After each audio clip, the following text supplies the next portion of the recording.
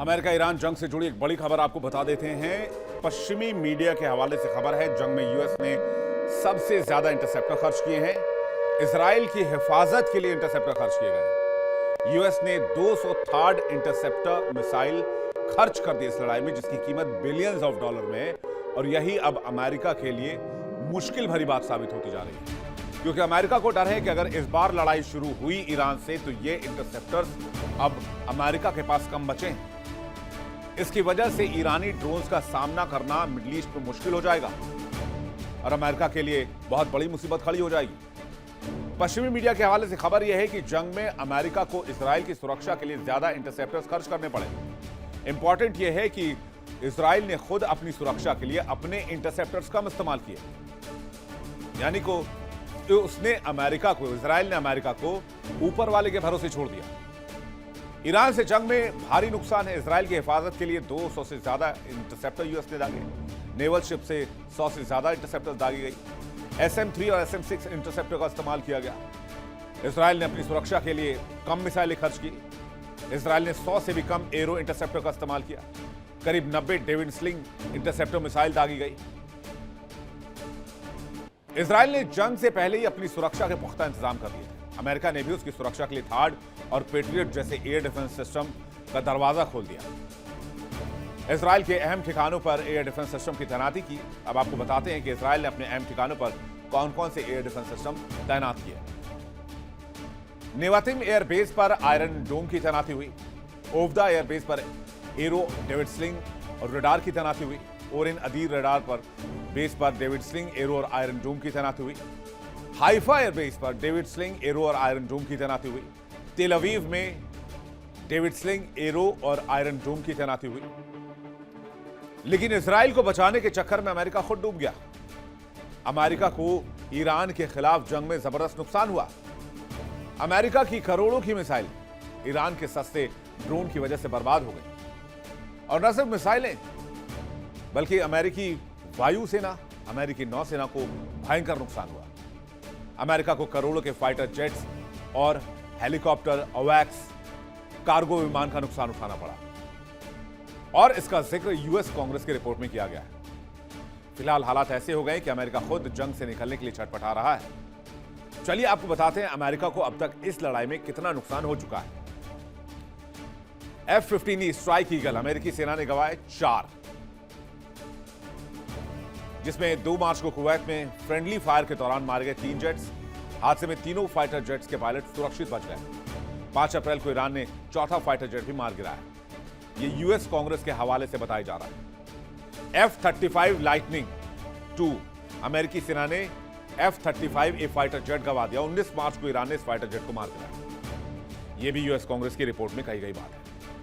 A-10 Thunderbolt America को A-10 Thunderbolt विमान का भी नुकसान हुआ। 3 अप्रैल को ईरानी फायरिंग के दरमियान ये विमान नष्ट हो गया और पायलट के सर्च और रेस्क्यू ऑपरेशन के दौरान नुकसान हुआ। KC-135 स्ट्रैटो टैंकर अमेरिका को 2 KC-135 स्ट्रैटो टैंकर का नुकसान हुआ 5 मार्च और 12 मार्च को।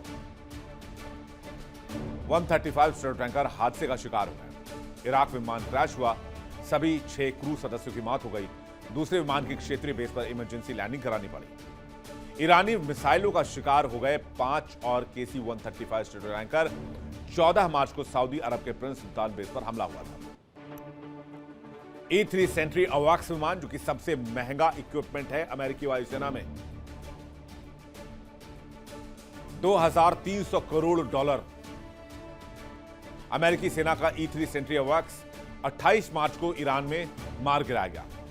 सऊदी के प्रिंस सुल्तान बेस पर यह विमान खड़ा था और वहीं पर इस पर ड्रोन से हमला कर दिया गया। MC-130 कमांडो 2 अमेरिकी नौसेना के 2 MC-130 कमांडो 2 नष्ट किए गए। 5 अप्रैल को यूएस सेना ने खुद ही विमान नष्ट किया।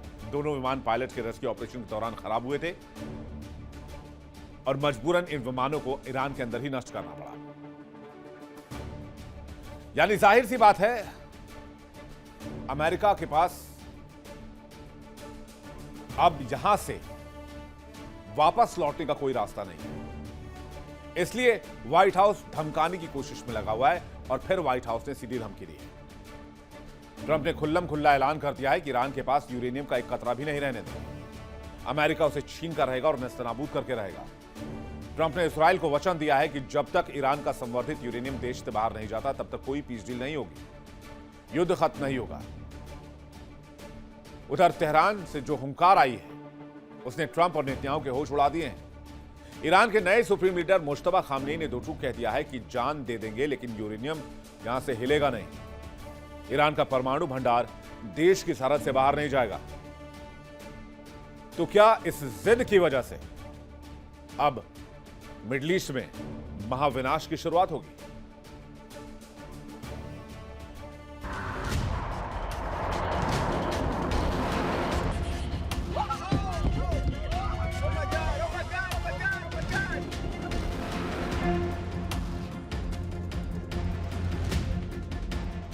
अमेरिकी राष्ट्रपति डोनाल्ड ट्रंप का वो बयान जिसने मिडिल ईस्ट की बची खुची शांति को भी बारूद में झोंक दिया। डोनाल्ड ट्रंप ने साफ कहा कि ईरान ने जो 60% तक संवर्धित यानी कि इनरिचमेंट यूरेनियम छिपा रखा है उसे अमेरिका अपने कब्जे में लेकर नष्ट कर देगा। लेकिन इस धमकी के पीछे एक ऐसा राज है जो करीब 1 साल से जमीन के नीचे दफन है। जून 2025 में जब अमेरिका और इजराइल ने मिलकर ईरान के परमाणु ठिकानों पर भीषण बमबारी की थी तब वो 400 किलोग्राम से ज्यादा का घातक यूरेनियम बंकरों के मलबे के नीचे दब गया था।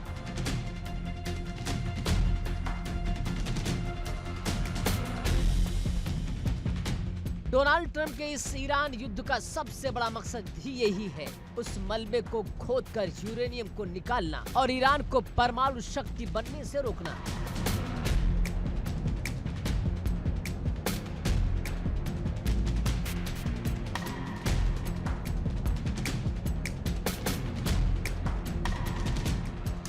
उधर इजरायली प्रधानमंत्री बेंजामिन नेतन्याहू ने भी कसम खा रखी है कि जब तक ईरान का यूरेनियम सरहद पार नहीं भेजा जाता, जब तक उसका प्रॉक्सी नेटवर्क और बैलिस्टिक मिसाइलें तबाह नहीं हो जाती, तब तक इजराइल की तोपें शांत नहीं होंगी। यानी अमेरिका और इजराइल दोनों ईरान का एटमी वजूद मिटाने पर आमादा हैं।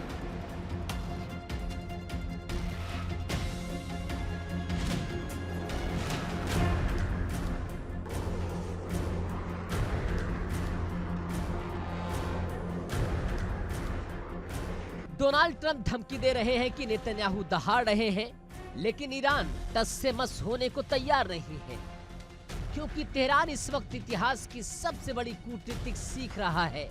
ईरान के सुप्रीम लीडर मुश्तबा खामनेई ने सेना को जो आदेश दिया है उसके पीछे 2 देशों का इतिहास और वर्तमान छिपा है, एक तरफ यूक्रेन और दूसरी तरफ उत्तर कोरिया।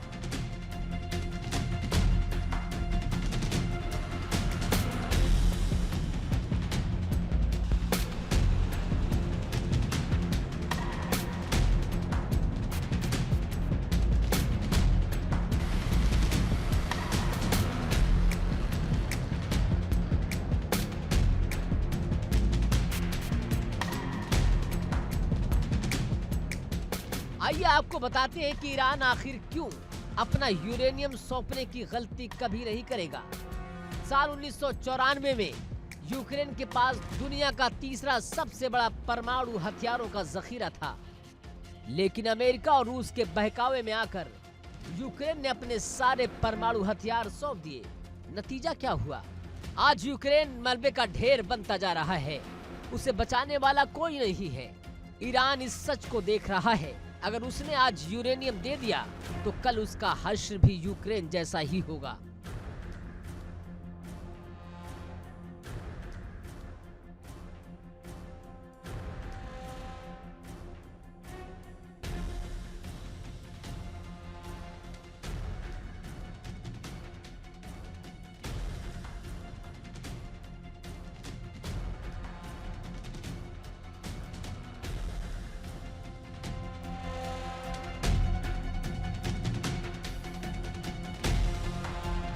दूसरी तरफ उत्तर कोरिया है, छोटा सा देश, भुखमरी से बेहाल, लेकिन उसके पास परमाणु बम है। अमेरिका चाहकर भी उत्तर कोरिया पर सीधा हमला नहीं कर पाता, क्योंकि किम जोंग उन के पास एटमी ट्रिगर है। ईरान समझ चुका है कि दुनिया में वजूद बचाना है तो उत्तर कोरिया बनना पड़ेगा, यूक्रेन नहीं।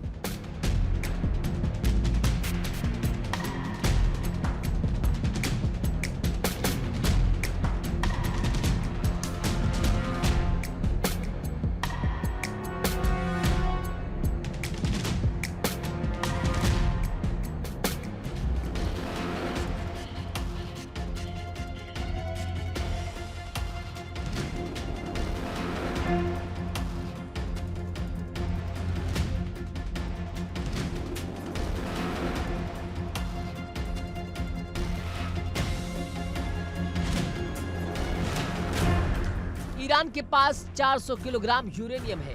वो 60% संवर्धित है। परमाणु बम बनाने के लिए 90% की जरूरत होती है। यानी ईरान परमाणु बम की दहलीज पर खड़ा है। अगर आज उसने इसे सौंप दिया तो वो हमेशा के लिए अमेरिका का गुलाम बन जाएगा। इसलिए मुज्तबा खामनेई ने आदेश दिया कि शांति वार्ता टूटे तो टूटे, यूरेनियम देश से बाहर नहीं जाएगा।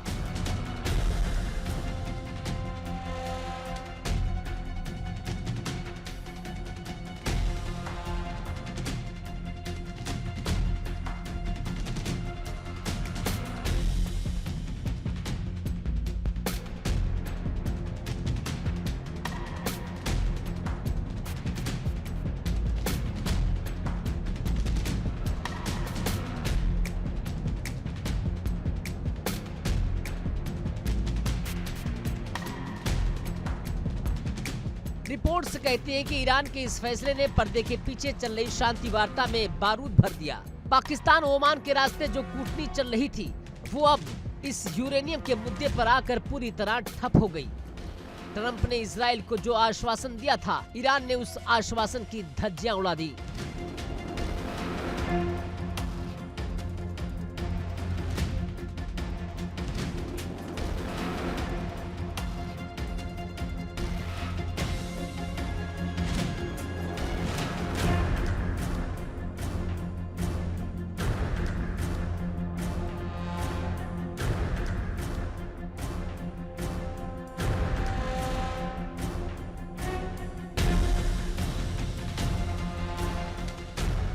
ईरान के रणनीतिकार जानते हैं कि डोनाल्ड ट्रंप सिर्फ यूरेनियम नहीं मांग रहे हैं, बल्कि वो यूरेनियम के बहाने ईरान की संप्रभुता का सौदा करना चाहते हैं। लेकिन ईरान ने तय कर रखा है कि ट्रंप चाहे जितनी धमकियां दे ले, प्रतिबंधों का पहाड़ तोड़ दे या फिर से हवाई हमला कर दे, तेहरान अपनी इस लाइफलाइन को किसी भी कीमत पर अमेरिका के हवाले नहीं करेगा।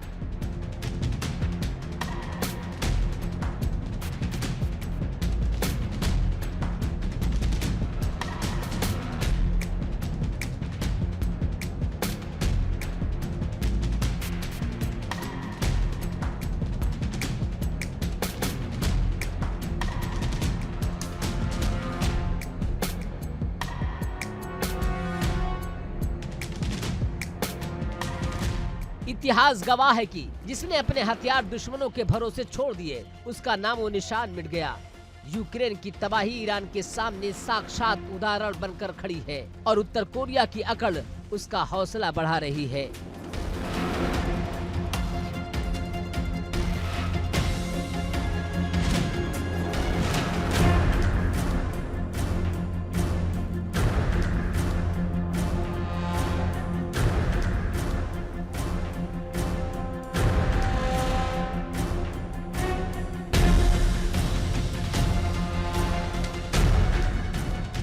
डोनाल्ड ट्रंप को लगता है कि वो अपनी धमकियों से ईरान को डरा देंगे, लेकिन तेहरान के नए सुप्रीम लीडर मुज्तबा खामनेई ने साफ कर दिया कि ये 2026 का नया ईरान है। यहाँ बातचीत बराबरी पर होगी, समर्पण की शर्तों पर नहीं।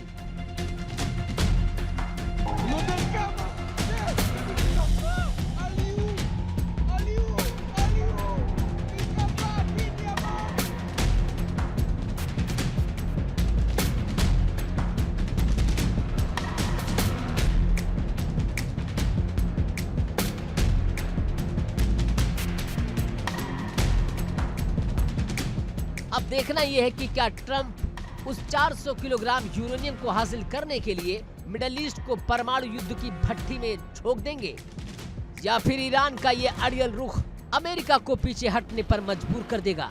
जंग तय है, विध्वंस निश्चित है, बस तारीख का इंतजार है।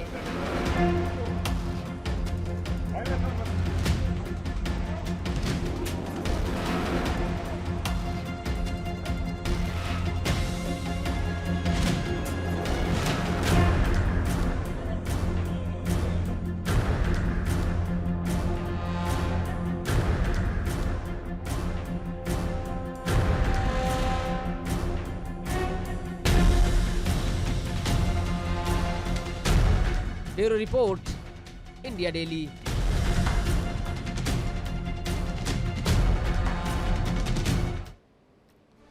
देखिए इंडिया डेली 24/7 अब आपके स्मार्ट टीवी पर।